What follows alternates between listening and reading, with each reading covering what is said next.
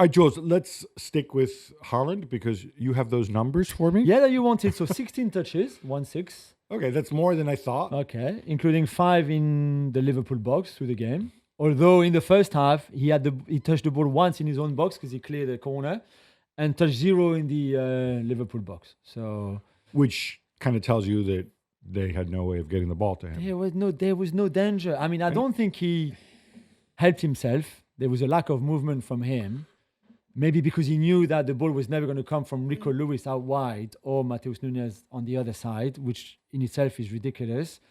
Phil Foden is the shadow of himself. Bernardo Silva looks he's 55. Gundogan looks like he's 55. They don't have intensity anymore. They can't run. They can't fight. When you've got Gravenberch and McAllister and Szoboszlai against you, who are much younger than Bernardo and Gundogan, but I'm not even sure that age really is the thing here. No, it's not. It's not age because Szoboszlai is a phenomenal footballer, but he's not the most dynamic guy out there, No, right? but they were he's just intelligent, like Bernardo exactly. Silva is. Yeah, but they were just the movement that the 3 Liverpool midfielders created compared to especially Bernardo and Gundogan more centrally for City, more than Rico Lewis and Matheus Nunes.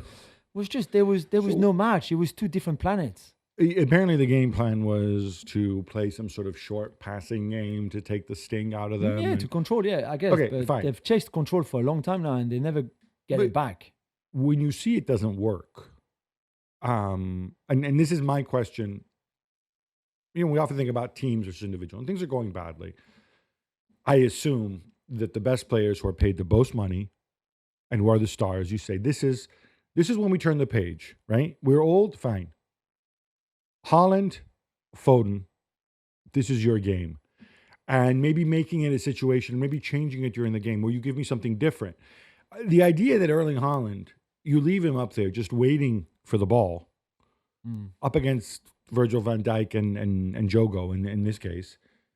I don't know. We said when he signed, right? I said, and I was wrong, I'll hold my hands up, I think you can use in Haaland in different ways other than just a guy who monsters people through the middle and finishes with his good foot.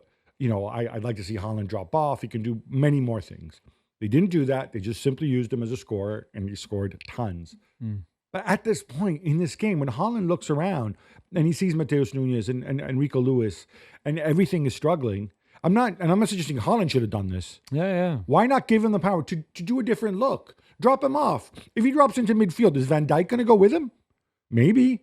Maybe that creates opening. Maybe that creates spots. Some variety here. Yeah, something else. Especially when you have Doku and Savinho on the bench. And again, why wait to send them on? I thought at halftime they would be on, but I mean, he didn't wait that long. He waited another 10 minutes, but... Imagine Doku and Savinho on and Haaland dropping off and those guys running into this... Something different. Yeah. I thought... I think Pep is struggling. I think Pep... And he looked on the pitch, on the bench, that he didn't have much of a clue. I think the starting lineup is clueless. I think he's struggling. I think Romalilo is... I think they're all struggling to find a solution. Ruben Diaz coming back, they maybe thought, okay, this will help Guardiola on the bench. Made sense because the guy could not defend for his life in the last few games. But Ake against Salah and City using that space in behind, as we saw in the first goal. But regularly, Kelleher used to play long on that side a lot. And there was just no answer from City. It's almost like they really didn't know what to do. And Ruben Amorim, after the Ipswich United game, said, there were players, my players on the board didn't really know what to do. And it's normal because we've just arrived, blah, blah. But City players, after 10 years of Guardiola, not knowing what to do, so lost in a game like this, is beyond belief. I'm assuming they didn't know what to do because they set up differently with different players and they gave them he must have given them different instructions, right? Yeah, I guess. And maybe they didn't have enough time to work on it. Maybe this is why it all imploded. But I think there's two dynamics kind of going on here. Obviously, the overarching one is Rodri's out. Kovacic, who isn't Rodri, but can do some Rodri stuff, is also out. This cannot be an alibi ad infinitum because we know... It doesn't explain everything. No, and you know what? He didn't always have a Rodri. Yes, he had Busquets at Barcelona, but at Bayern, and he had Fernandinho early in his career, at Bayern, he played differently. So I expect him to come up with a solution when you got this much talent. Massively. The other question, Kevin De Bruyne and Jack Grealish. One is the most expensive, used to be the most expensive player in the history of the Premier League, to the most expensive player in the history of Manchester City. He's not old, and I'm assuming he's very well rested. Yeah, because he doesn't play much. no.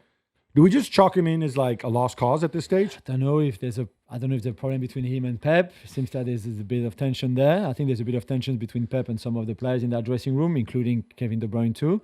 For Grealish, I don't understand. Again, because the way Guardiola shaped Grealish is to have control of the ball. But we've said that many times. We might not like it, and he doesn't give you many goals and assists now because he's there to control the tempo of a game and to get fouls and etc. This is what he does well. Why not? For what Matheus Nunes did yesterday, Grealish 100%, and at least he gets you know fouled. what? Yesterday, Grealish. I thought when I got the lineups, and you would expect, okay, so the Liverpool dressing room would have had the lineup a little bit before us, and Slot and Robertson and Trent would have looked at that and said, hang on.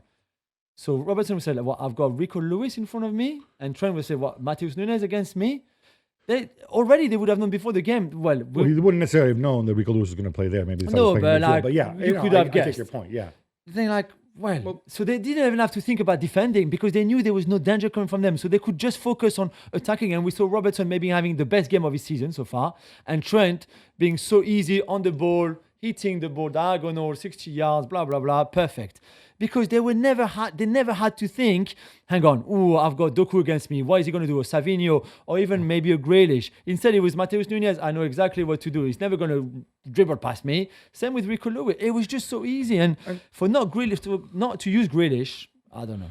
All right. He also didn't use, and we've touched upon this, his most technically gifted player, the guy who hits, I think, set pieces better than anybody else at Manchester City. Yeah. Maybe better than almost anyone in the Premier League. Yeah, 12 minutes. Yeah. And this has been an ongoing thing with Kevin De Bruyne. He's come back. He got injured. I think it was against Inter way back when. He made his first appearance back November 2nd. Okay, he's back from injury. Yeah. We're taping this show on December 2nd. It's been more than 4 weeks. He played 6 minutes. So I looked at the game before you arrived today. 6 minutes, 12 minutes, 12 minutes, 16 minutes, and 20 minutes or something like that.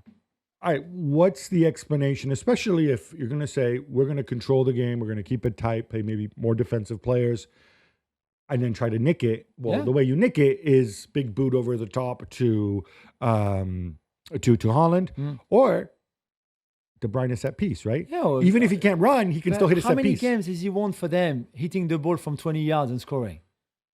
Those big games, he's got for Foden, who never wants to shoot until he's like in the box, and it's true. Like KDB would do that for you, and to not use him, it's not even Gab. If the others were so good that you think, okay, the others are so good, Foden, Gundogan, Band, they're so good. There's not a space for him in the starting line. They're rubbish. All of them are rubbish. They're playing way below their level. And you've got him. So I think either because he wanted to maybe go last summer because he's out of contract and hasn't signed a new deal. I don't know what's going on, but something is not right here. Remember earlier in the season, we had the Phil Foden issue where he came back and then he disappeared. And I wondered, why aren't they telling us what's going on? And people are like, oh, no, they are telling you. No, they're not telling us. And I said, there's got to be something. And we found out. There was something with Phil Foden, and maybe it's dragged on, and maybe this is why he hasn't, obviously the lack of preseason injuries, whatever, right? But eventually found out there was something that challenged for him.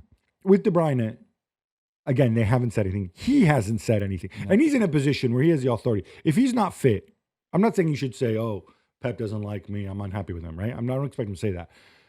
But if he has a fitness issue, if he says, guys, I can't play more than 20 minutes at a time because I'm old or whatever because of my injuries, he would tell us, or he'd have his proxies in the media tell us. Yeah. He has not said that. At no point has he said, I'm not fit. And I think this is something that they need to deal with because it's not a good look. No, definitely not. The other point about them being old, which again, it's a weird thing for a manager to say. The average age yesterday of that starting 11, I don't think you know. I don't want to put you on the spot, but if you had a guess, what would you say? 27?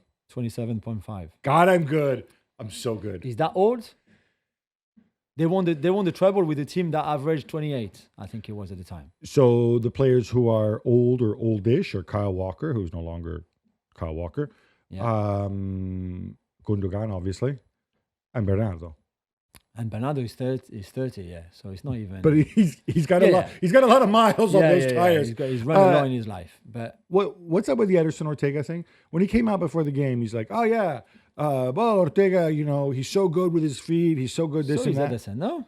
Yeah, exactly. I think Ederson's probably better with his feet. Yeah. But all of a sudden he painted Ortega as he's like Shilton, Banks, and Peter Benetti rolled into one with the feet of Beckenbauer.